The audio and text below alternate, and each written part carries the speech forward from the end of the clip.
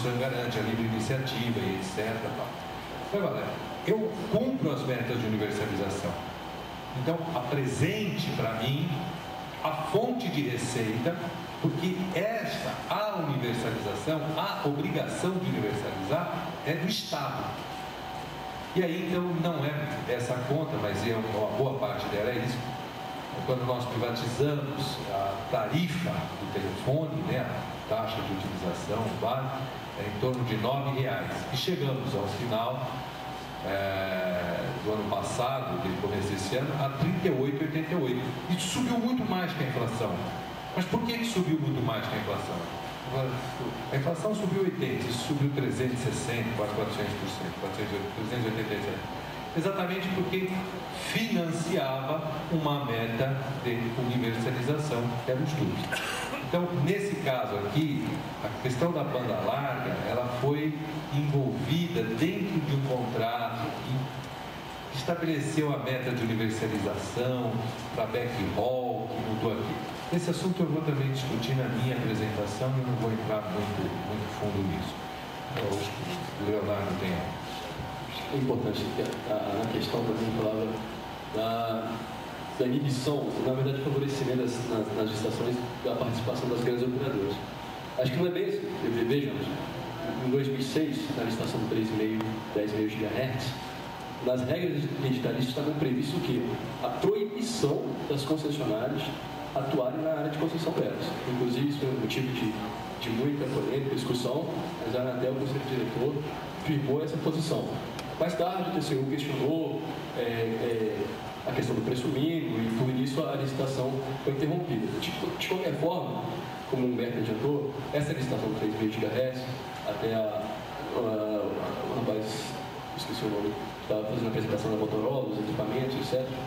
Mas essa licitação do 3,5 GHz deve sair esse ano. E na SPV, o que eu posso dizer é que tem um pensamento muito claro da gente destinar certas faixas para os pequenos e destinar outras faixas para os grandes.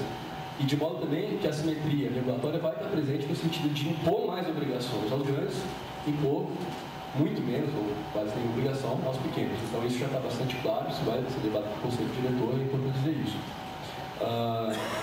Essa licitação deve estar saindo no segundo semestre de 2008 e eu acho que a gente está, inclusive o pessoal da engenharia está reestudando como é que o espectro deve ser alocado, dividido para maior eficiência espectral, de acordo com os parâmetros tecnológicos que tem hoje, mas o que a gente já pode adiantar é que certamente nessa licitação os interesses dos pequenos vão estar contemplados. Boa notícia, hein? Quando essa boa notícia vem de um departamento, de uma área, tem lá o conselho diretor, superintendência, gerência, e tem Humberto e Leonardo. Se Humberto e Leonardo estão falando isso, é que este assunto já permeou todas essas áreas. Isso é uma boa notícia. Eu não sabia que você estava só fazer uma vez também, é que nós estamos também buscando alternativas de financiamento de equipamento nesse leilão que a gente vai fazer para os pequenos. O CPQD, o envolvimento BNDES e CPQD.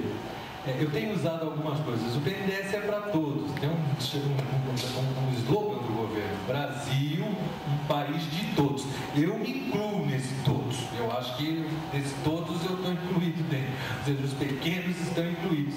O BNDES ajuda a operadora a comprar, fazer fusão, o BNDES ajuda a gente também.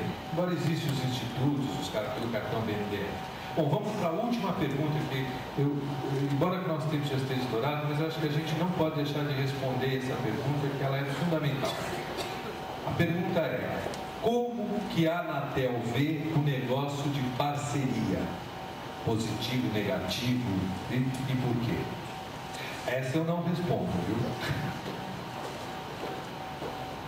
Bom, a gente preparou um slide aqui até para mostrar como é que a Anatel vê como deve ser essa relação formal entre o prestador de serviço de comunicações e o PSI, o provedor de serviço de proteção da internet, que no caso presta não uma atividade de telecomunicações, quando não tem autorização da CE, mas é um serviço de valor adicionado.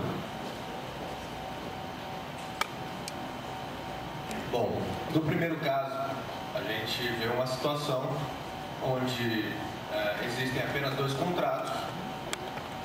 Um contrato entre o prestador de serviço de comunicação multimídia e o prestador de serviço de conexão à internet, que é um contrato que deve existir. Necessita da infraestrutura do outro. Existe um segundo contrato entre o prestador de serviço de comunicação multimídia, prestador de serviço de conexão à internet e o usuário final. Entretanto, não existe nenhum contrato entre o prestador de serviço de comunicação multimídia e o usuário, o que, no entender da Anatel, é incorreto. O Leonardo pode complementar essa parte, colocando os trâmites legais. Esse primeiro contrato, o A, o PSN e o PSI, no caso, então, o PSI, ele é um usuário do serviço de aplicações. Portanto, todos os direitos desse usuário estão previstos no Regulamento de Serviço de Comunicação Multimídia, anexo à Resolução número 272 da Anatel, de 2000. Então, é importante dizer que, às vezes, já recebemos contratos que o prestador impõe condições muito pesadas ao provedor e que extrapolam as condições previstas no regulamento. E a gente tem corrigido esses contratos e tem asseverado essas empresas que isso não se faz correto. Então, caracterizado que esse tipo de situação é uma situação irregular.